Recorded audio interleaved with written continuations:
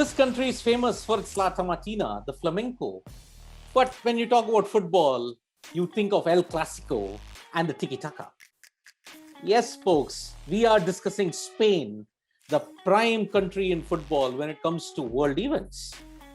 Think about it, folks. In the entire history of the Euro, there has been only one defending champion, and it's Viva España.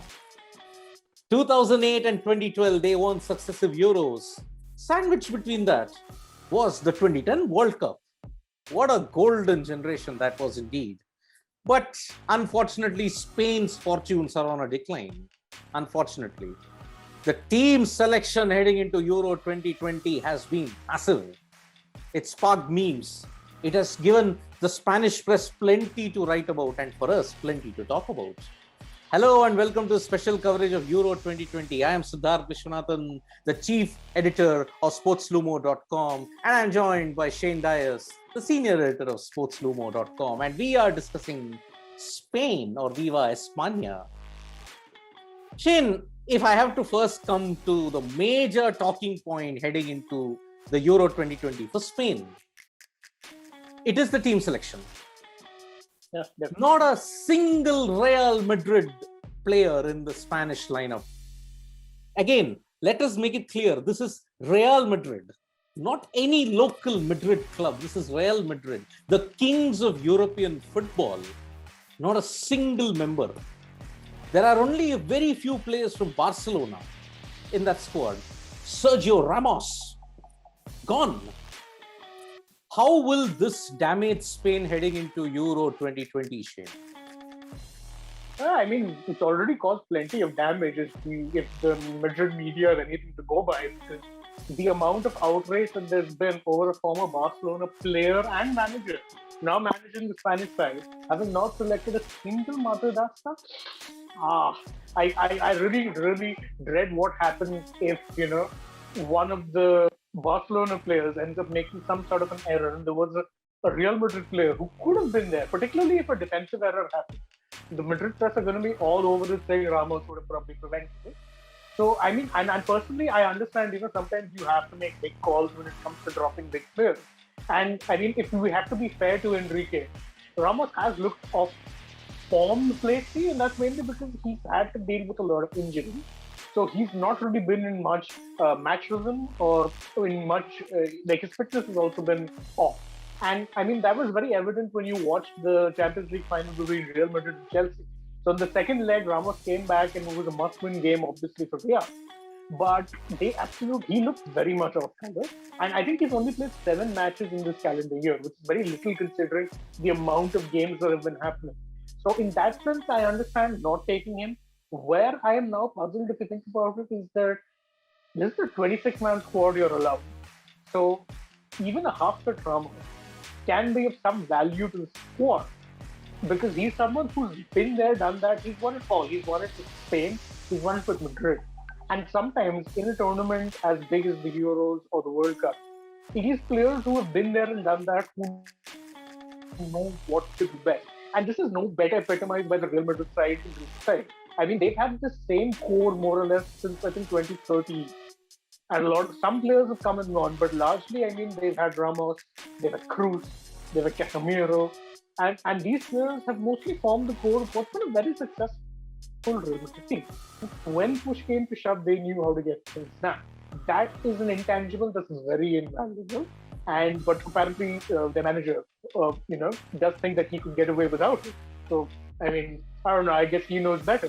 But I still think it's a slightly weird decision, and already going into the tournament, that is the biggest talking point, and not about, what can the team do. And this is something that has happened in 2 consecutive tournaments now. Because when you think about it, 2018, Julian Lopetegui had done an amazing job with the Spanish side. Yet one day before the tournament is set to begin, Real Madrid announced that he's going to be their manager after the tournament.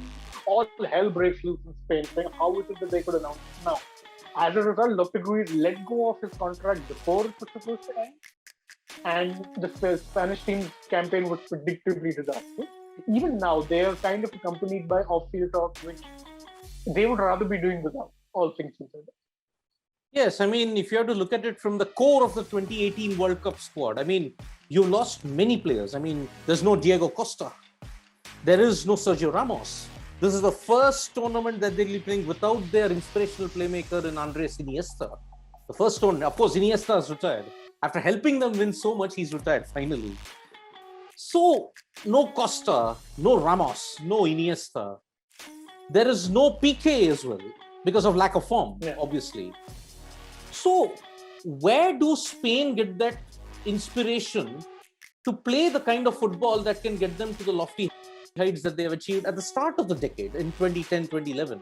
Or do you think teams have just figured them out that, okay, we can now easily work out Spain because they are now becoming too predictable and because of the inexperience factor now with no Ramos, no Iniesta, no Costa, no PK? I mean, first off, let's point out that PK, his exclusion from the current team has nothing to do with form, but the fact that he was hounded out into retirement because of his very pro-Catalan stance. In Spain, that's a big no-no. And especially, he was the king of trolling Real Madrid. So I think he definitely made himself no friends in that particular section. But even so, considering, I think there's a lot to unwind when it comes to Spain's decline. So one of the reasons that Spain were as good as they were in the 2008, 10, 12 cycle was because they had a core of Barcelona players, many of whom had played together. Many of them had played the same style. So it was simply a case of doing what they did best on a different stage with slightly different players and a different, context, because it's not a club game, it's an international game. The thinking back then was, if it isn't broke, don't fix it. The problem was that if it wasn't necessarily broken, it had become stale. Most teams would vote them out. And I think that's one of the reasons why they have brought in their current manager, is because during his time in Barcelona, Enrique had kind of gotten to this interesting balance wherein he did kind of prioritize or espouse some of the classic Barcelona styles, which is of course keeping possession and looking to play attackingly. But there was a bit of pragmatism, and he never hesitated in changing up or changing either his formation, his system, the way he approached his game as it when necessary. And I think that's something that will be important for this fight, mainly because the problem with them before was that they were very one-dimensional, and you knew that if you played a certain way, you could probably get around it. That, I think, would be the major thought process behind them going for almost like a revamp side. I mean, sure, there's some players like the likes of Cesar Azpilicueta, the likes of Sergio Busquets, the likes of Jordi Alba, the likes of David De Gea, who have played in those very successful sides, but for the most part, the younger generation, very different look to this team. So, if the effort is to move beyond the past, mission accomplished. How successful will they be with that? Kind of remains to be seen, because the 2018 World Cup is definitely one to get. Absolutely, yes. I mean, if you look at it, there are only very few experienced guys. Like you said, Busquets, the captain of the team. Then you have David De Gea. Oh, I mean, let's not bring De Gea in this for what happened in the Europa final for Manchester United. I mean, such was the intensity, such was the penalty rule, that the keeper himself had to take it. So let's not get into that. And then you have Alba. Alba was one of the core guys in the 2018 World Cup who's still there. But again, if I have to sum it up, it may be slightly controversial. Do you think a successful Barcelona is the key to Spanish success in global competitions? Because if you have to look at the 2008 to 12 period, Barcelona were dominant, not Real Madrid. Real Madrid happened afterwards in that period. So do you think a successful Barcelona is the key to Spain's success on the global stage? If the Madrid media ever get a hold of this video, we're going to be pillared, mainly because they would definitely not be fans of that. But yeah, actually, if you look at it, the success of Spain in the 2008 to 2012 time was as much of a success for Catalonia or Barcelona as it was for Spain, because the core of that team were all Barcelona players. They were all Barcelona bred. They knew how to play that style and they did it to perfection. So I would say it's necessarily that it's down to them having a perfect Barcelona or a good Barcelona necessarily. But what they do need, and this is something that Spain have been very good at, is producing players who will take up those positions as and when it becomes clear that a player is either on the decline or they just need another option. So Spanish clubs have always had an emphasis on developing youth. The major problem in recent times was integrating them, because how do you replace a Xavi? How do you replace an Iniesta? Of course, there are going to be complications this time around because news broke just yesterday that, by yesterday I mean Sunday, that Sergio Busquets is tested positive for COVID-19. So, I mean, yeah. So their final build-up, so their final warm-up game, Spain had to pull out. They'll be playing their under-21. So they're not going to have that match practice. What will Busquets' form level be, fitness level be when he starts to recover from COVID? It remains to be seen. So that has definitely been an issue. And so it's definitely going to put some pressure on the likes of Rodri, who himself has had a decent season with City, but I mean, when you have Busquets there, Busquets is a one-of-a-kind defensive midfielder. So definitely there's going to be issues, and part of it is ironically going to be coming from them missing some of the older players. That being said, there's plenty of youthful optimism in that squad. So I think Enrique's big challenge will be how he gets the best out of those players. Oh, well, this is not good news for Spanish football fans because Busquets is the only guy who's got tremendous amount of experience along with Alba.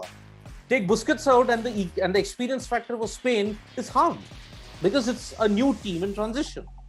So yes. And not just that, I mean, if you look at even their other experienced players, if you talk about De Gea, and obviously, the penalty thing was a bit of an issue, but even prior to that, for the past 3 or 4 seasons, there have been question marks over his form. And I remember very ironically that the discussion previously used to be who's going to be Spain's number one goalkeeper. Will it be De Gea or will it be another name who Premier League fans will be familiar with for all the wrong reasons, Kepa Arrizabalaga? But yes. Kepa himself has struggled so badly at Chelsea that despite being the most expensive goalkeeper in the world, he's now a bench option. He's been displaced by Edouard Mendy, who was phenomenal in Chelsea's run to the Champions League win, and who probably doesn't look like he's going anywhere anytime soon. So there's no Kepa. He's not been named on the squad. De Gea is first choice only by default at this point. And I mean, it'll be very interesting to see whether they select Unai Simon, who's done okay at Bilbao. Because I think Robert Sanchez of Brighton is definitely going to be a bench option. So their goalkeeper situation is a bit of a mess. The experience factor, as mentioned, is definitely not looking good. I'm not really that optimistic. Who would have thought that the goalkeeping thing would be such a conundrum from the days of Saint Iker Casillas? Yes, that was it.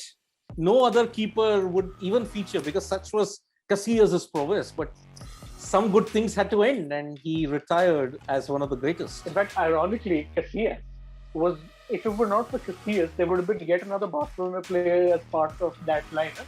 Because if not for Casillas, then the next choice for goalkeeper would have been Victor Valdez, yes. Who was Barcelona's goalkeeper of the golden generation. So him and Ramos were probably the two Madridismos who were central to that side. Both are not there. Yeah, exactly. I think there's definitely plenty to ponder as far as Spain goes.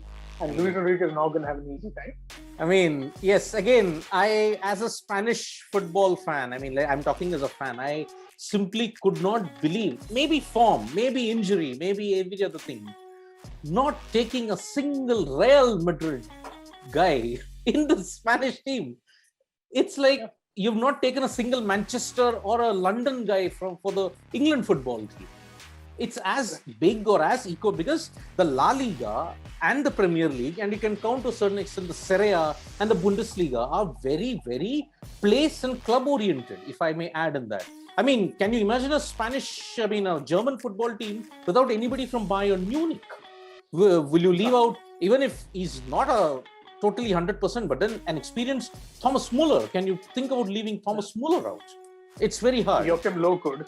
Oh, yes. I mean, we don't know what Low will do because this is apparently his last season, if I'm not wrong. Yeah, he's going to be quitting from the German side, and the person who's replacing him was Hansi Flick. Who was part of the Bayern. Yes. Hansi Flick, that coach who made Bayern the ultimate goal scoring machine. I mean, 8-2, 7-1. I mean, I think they were playing EA Sports on loop, I would assume in that. But again, coming back to Spain. How Spain would kill to have a manager to him like him. Exactly. And that's not even a slight on Luis Enrique. I mean, let's not forget this is a man who won a treble with Barcelona. But I think this management is definitely going to be a different kettle of fish. Exactly. And Luis Enrique, yet again, crossed the divide. Was with Madrid, came over to the Catalan side. He's done that. So he is brave. He is gutsy. So, in a way... I think he showed that even when he dropped Ramos. Oh, yes. So let's just hope, Shane, that Spain manages to rediscover its lost glory. And a good Spain is good for world football, if you have to look at it in that way. Thank you so much, folks, for joining us for the special coverage of Euro absolutely. 2020. Thank you so much, folks. And I'm Siddharth Vishwanathan, the editor-in-chief of sportslumo.com. As always, I'm joined by Shane Gaius, the senior editor of sportslumo.com. Click the bell icon, tap the subscribe icon. You'll get more and more videos from sportslumo.com. The Euro is just around the corner, folks. Thank you.